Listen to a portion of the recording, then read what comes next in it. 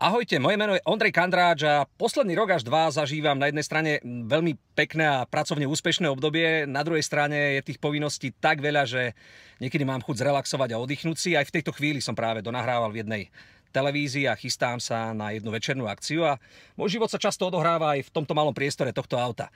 Preto, keď si uvedomím, že človek by mal vedieť relaxovať, tak pre mňa synonymom takého zdravého oddychu je aj práve hotel Atrium, ktorý patrí do siete hotelov Trinity Resorts.